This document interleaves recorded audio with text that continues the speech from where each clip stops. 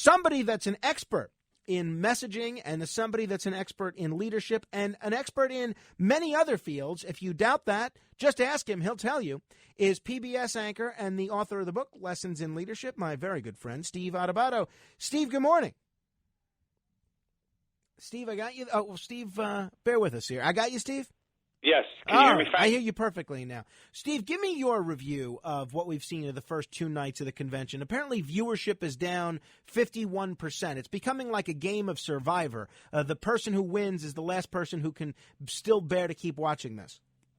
Well, first of all, let's acknowledge that it's incredibly challenging to put on a convention all remotely. And I also think, Frank, moving forward, there are going to be a lot of questions, even when, God willing, the vaccine comes and COVID is dealt with and our lives, I don't even know what normal is, but I don't think there's ever going to be conventions the way we used to have them. I do not believe that the expense, the time, bringing all those people together is going to happen. So remotely, I got to say this, not bad, and I was moved by, I would love to tell you I watched the entire thing, Frank, did not. I did watch the entire Jill Biden message. And for her to do that as a classroom teacher, talking all about, frankly, the impact of what is happening with COVID-19 on families, on children, on teachers, on parents, I found her to be incredibly, this has nothing to do with politics, Frank, relatable. She was a down-to-earth, and I encourage you to, and I know you will because you follow up on all this stuff. You will watch it. You will listen to it, and I would be shocked, Frank, because you're old school, if you came away with anything other than that was a powerful, effective message. And I turned to my wife and I said, Jen, we were watching, I said, Jen, she's not saying one rotten thing about Donald Trump. And to me, that was the appropriate message from the appropriate messenger last night, Joe Biden. Well, that's nice to hear, and I am going to watch the whole thing in its entirety because I've actually been pretty impressed with Jill Biden, including from the time that she was second lady. And I don't think she bears she's the kind of polarizing figure that other potential first ladies have been, like Hillary Clinton or Teresa Heinz Kerry, even Nancy Reagan. So I'm happy to hear that it wasn't a Trump bash fest, and I really did like the symbolism of her delivering the speech in an empty classroom, given what's on the minds of so many parents now. Steve, what effect do you think this is going to have on voters in terms of people that are starting to pay attention to the presidential race for the first time? Not people like us that are following this every single minute of every single day, but people that are sort of casual people. Maybe they vote once every 4 years. How does this convention play with them? Okay. Well, we have to hear. And by the way, I agreed with what you said about Bill Clinton. I was disappointed as well. Ocasio-Cortez, the congresswoman, got a lot in for that minute. I do not, again, agree with her, a lot of her politics. She's way too far left for me. But that being said, the impact, I believe that President Trump is going to have to show, if he can, if he wants to and he's willing to, Frank, a degree of compassion and empathy and I'm not asking him to throw away the game plan that got him elected in 2016, but I will say this, Frank, and I've said this to you many times, off the air and on, that Donald Trump, for all the excitement that he generates with his base, he cannot, under these circumstances, with people having such anxiety and fear and whatever else around COVID-19 and where we are as a nation, he's got to show more compassion and empathy and a softer side of himself. And it can't be all about him, Frank. And he's got to stop calling names. And he's got to stop demonizing people, no matter what is said about him, because he is the president. He also, finally, I'll say this, has to stop making himself a victim, whether it's of the fake media or whatever it is. Joe Biden, for all of his weaknesses, in my view, as a politician, and frankly, I think a lot of people are going to vote for Biden because he comes across as a decent, nice guy.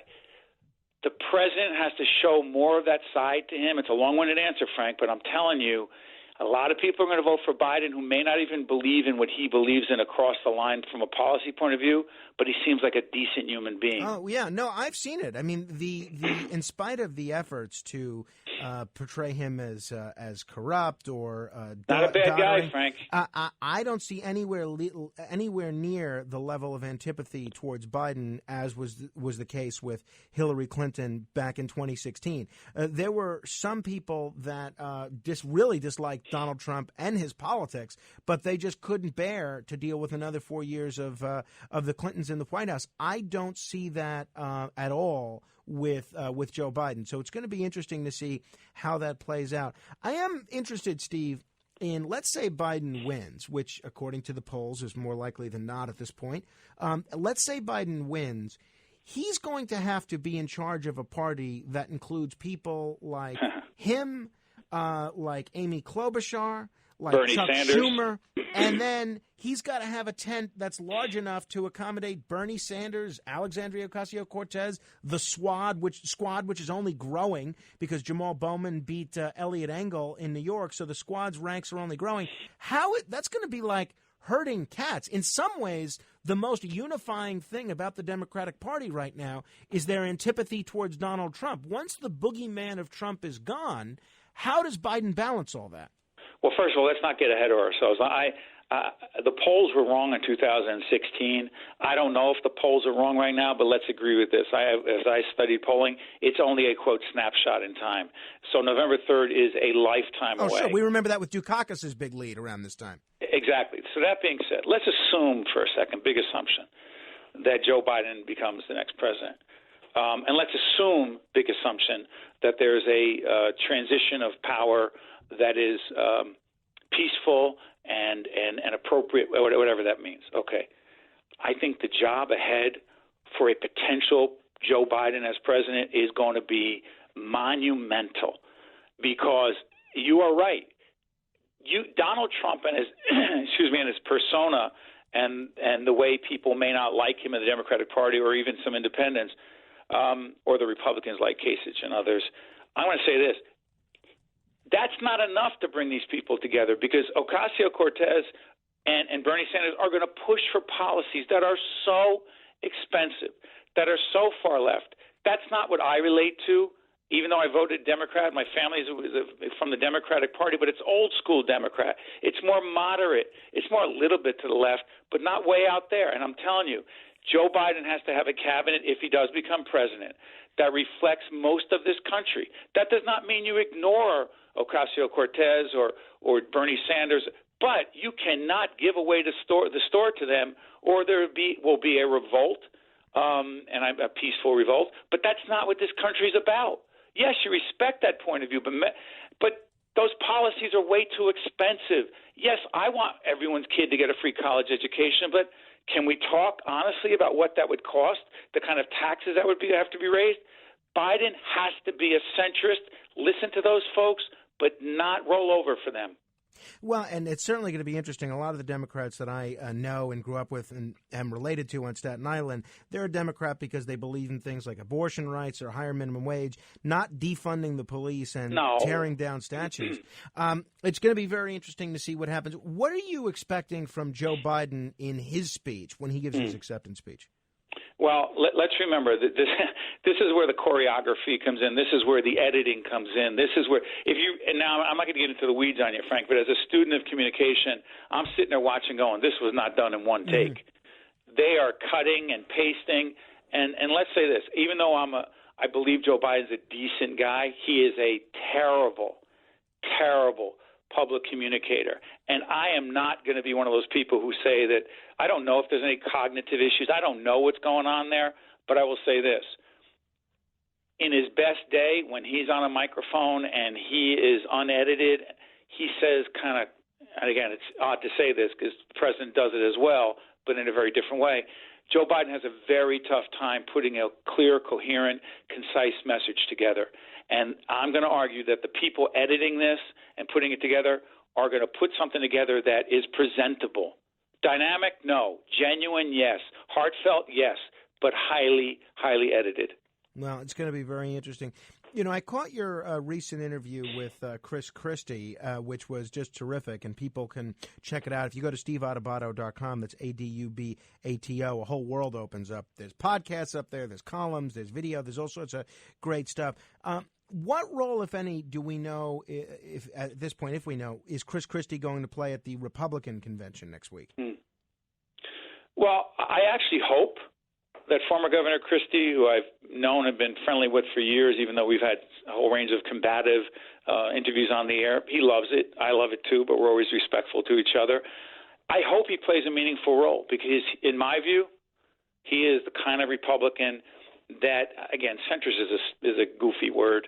He's a reasonable Republican who relates to all kinds of people. In his best day, remember something, when he ran for re-election in New Jersey, 2013, he got a very high percentage of votes from the Black and Latino community that historically would vote for the Democratic candidate. That did not happen in New Jersey. The more, in my view, the Republican Party listens to the Chris Christies of the world and relates to all kinds of folks and makes the tent just a little bit bigger, the Republican Party and President Trump would be better off.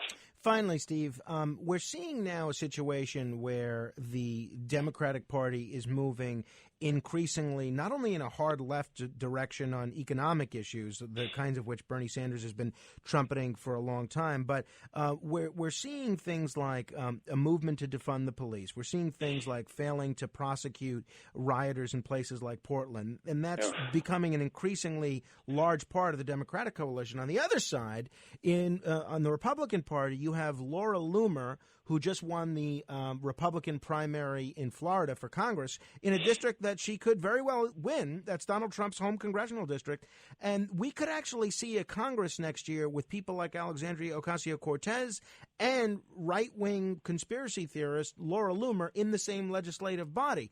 How, with the parties becoming increasingly divergent in terms of even agreeing that the sky is blue, how is anything, irrespective of who wins next year, how is anything going to get done? Well, it's a rhetorical question because, Frank, you know the answer is it's not. And I will tell you, as a former one-term state representative, state legislator in New Jersey in my mid-20s, the first public job I had, again, reelected that one time, elected and lost my seat in 1985. I will tell you this, one of the things I learned in that time is that there wasn't one thing I ever accomplished in a legislature that was dominated by Democrats, but only by a couple votes. Mm-hmm. If I had not worked with Republicans like former Senator John Bennett, who became governor later on, acting governor, a whole range of other Republicans, there was not one thing, Frank, that I ever got done or any legislator got done and signed into law where you did not work with people from across the aisle. And I know that sounds corny to people. Compromise, collaboration, working together, building trust in relationships. Wow, what an old school idea. That is the only way to get things done in Congress or the state legislature or in life. And I don't think it's a dirty word. I really don't think compromise is a dirty word. Yeah. I don't see it with ideologues who are zealots. They're hardcore. They actually don't want it to get anything done. They would rather, Frank, they would rather criticize and demonize those who they disagree with. And you and I, Frank, know you and I disagree on a lot of things. We agree on others, but we respect each other and work together. My God, what a crazy concept in Congress. Exactly. Steve Adubato, it is always a pleasure talking with you. Check him out on PBS. Go to steveadubato.com. He does a terrific podcast called The Think Tank. We'll continue next. We'll talk with Tom Allen about the future of New York City and New York State. You're listening to Frank Morano. 800-848-9222. Straight ahead.